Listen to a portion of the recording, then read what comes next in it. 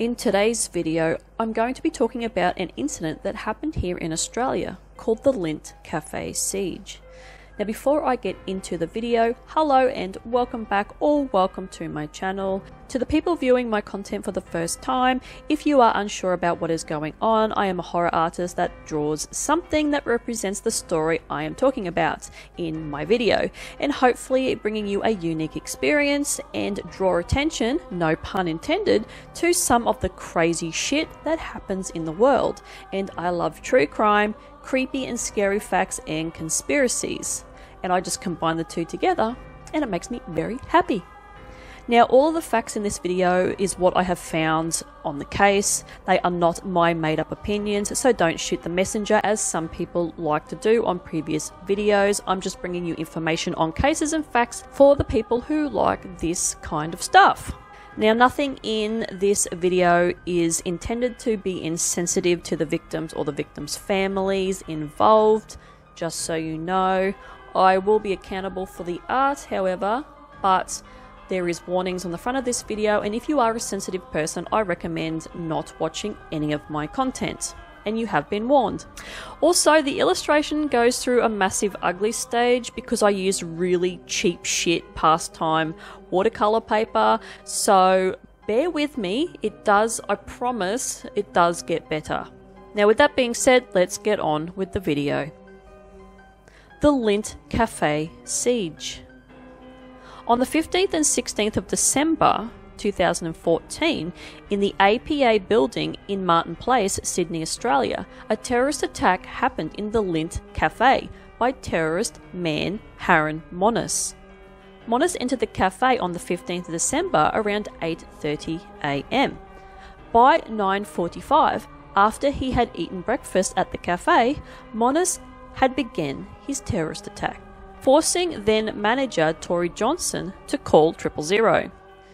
Monis was carrying a sawn-off shotgun in his bag that could fire 4 rounds in 5 seconds. Monis told Johnson to tell the police that the cafe has been taken hostage by Islamic State that was armed with guns and explosives. There was 18 hostages held in the cafe for 16.5 hours. 12 of those 18 managed to escape the cafe on 4 separate occasions over that time. Monis claimed to have a bomb in his bag and 2 more hidden around Circular Quay and George Street.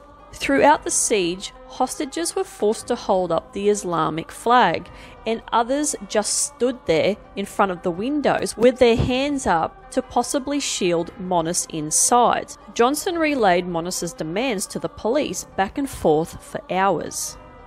One of the witnesses and hostages, survivor Louisa Hope, that got shot in the foot and abdomen, told Fitzy and Whipper on their radio station Nova 96.9 that Monis calmly put on his bandana, started reading a speech, and then she thought it was just a joke while they were all eating breakfast, until he pulled out his gun.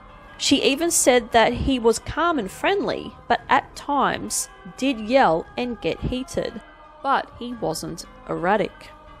He actually never made any full-on terrorist threats, only demanded a debate with the then Prime Minister Tony Abbott, and there was no evidence of him ever contacting Islamic State. He appeared to be acting as a lone wolf, and a narcissistic one at that. Around 2:15 am on the 16th, after nearly a 17-hour standoff with police, Monis shot and killed cafe owner Tory Johnson in the head. This is when the police special forces stormed the cafe and shot and killed Monis in a rain of bullets. Another hostage named Katrina Dawson accidentally got hit by a ricocheting bullet and later died in hospital from her injuries. There has been much debate on how the police handled this situation, with people saying that their procedure, that's if it was implemented, was too slow and they did not act quick enough. They should have stormed the building well before the 16 to 17 hour mark, so they copped a lot of criticism over this, with some people even saying that a sniper could have taken out Monis easily through a window, as he could be easily seen. I can't comment on that because I'm not an expert sniper, so I don't know the legality on that. I also read that some people even thought that the military should have been called to deal with the situation, as it would have been handled better. Now, once again, I'm not too sure if that's the case, and I can't imagine a case like this being overly easy to deal with for anyone. So who was Man Harun Monis? Well, he was born in Iran in 1964, so he was 50 at the time of the siege, and moved out to Australia in 1996 to seek asylum after he was wanted in Iran and had a warrant out for his arrest. He was apparently a Muslim cleric, outlaw bikie, spiritual healer, and an expert in black magic. A psychiatrist diagnosed him with schizophrenia and prone to grandiosity and narcissism, making himself a hero in every story he told.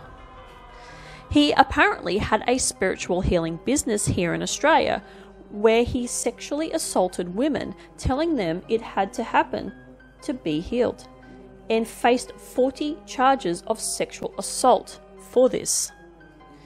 In 2010, the family of his then partner, Amira Drowdis, called national security, saying he was a threat, but after an investigation he was deemed no threat and all 41 charges were dropped, and yes, 41 referrals to national security in regards to Monis. He had a wife and 2 daughters back in Iran, which he left to come to Australia to escape his life and problems there, and ended up marrying here and having 2 more children. In 2011, he fought for custody of those children, but his ex-wife said he was a disturbing and manipulative man who emotionally intimidated and destroyed her, saying he was going to shoot her if he couldn't see his children. He lost the custody battle in 2012, and his wife in Iran also said that he was a violent man. He also liked to send letters to the soldiers' families that died in the Iran and Iraq war, and they were apparently very nasty letters. In 2013, Monis's ex-wife's body was found with 17 stab wounds and was set on fire in his apartment's stairwell. Both Monis and his girlfriend, which happened to be Amira Drowdis, the one whose family called national security on Monis, were charged with murder, but Monis was granted bail after flaws were found in the case, but it was alleged that he organised the murder but just didn't participate. But Amira got 44 years in prison. He created a lot of alibis for himself with his friends and also videotaped all the proof the day that she died. He then got custody of his kids, but they ended up being taken away from him by child services and placed with their maternal grandparents. In January 2014, Monis told a court that he thought Asio was plotting something against him. In his 18 years in Australia, he adopted a lot of characters and personas, like he was trying to reinvent himself all the time and hide from authorities. So he did have apparently a lot of names that he went under here, and there was a lot of dodgy licenses and apparently, allegedly a lot of dodgy passports and etc. If this information is true, he had an extremely checkered past that basically led to the events of the Lindt Cafe Siege, and he was facing a lengthy jail time at that particular point when he decided to go into the Lindt Cafe and do what he did, because it seemed like he just had nothing to lose. That's what it appeared to be. Now, there is a lot of information on this case. By all means, go and Google it if you're interested. I covered the majority of this, or well, I covered all of it, but I just didn't delve into all the deep nitty gritty stuff because I would be here for hours.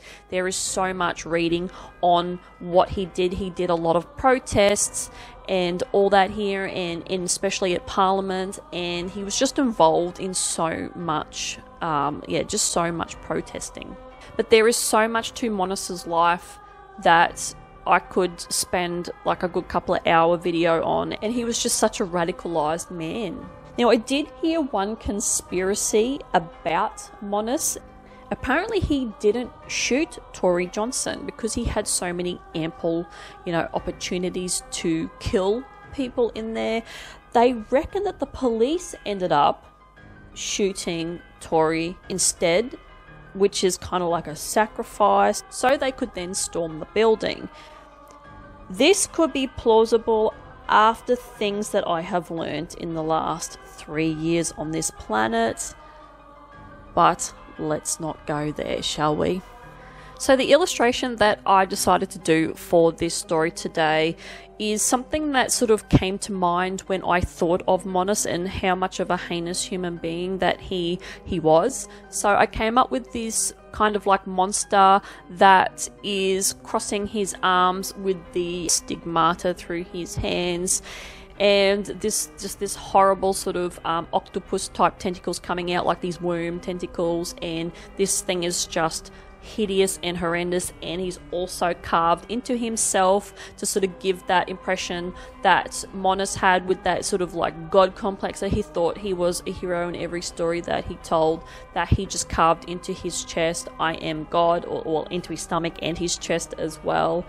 And yeah, all these holes where you can see, and even in his eyes and nose, you can see that this monster has like all these kind of like tubey type tendons, or whatever you want to call them, like worm type things, and you can see them going through the inside of his body. So there's just a dark abyss in there with this. So there's nothing good about this particular monster. Like this thing is like the epitome of darkness and evil, and this is the vision that I got for this story. So that's why I drew what I drew.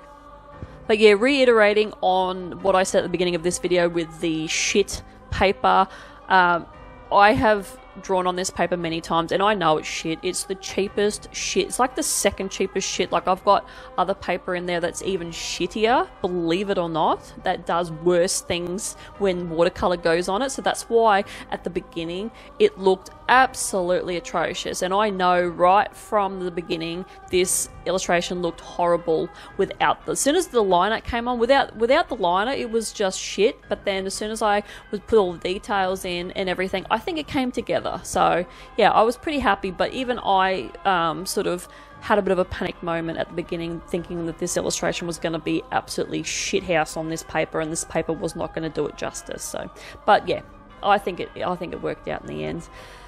But anyway, let me know what you think about this case, if there is anything else that you have heard of in regards to it, or if you've got your own views, your own theories, any conspiracy theories on it. Was the mainstream media lying? Was there more to it? Like, was he a pawn in like a MK Ultra type scenario?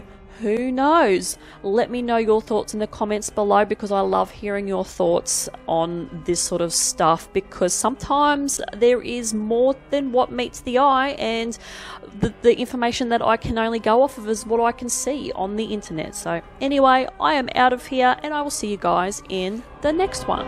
Bye!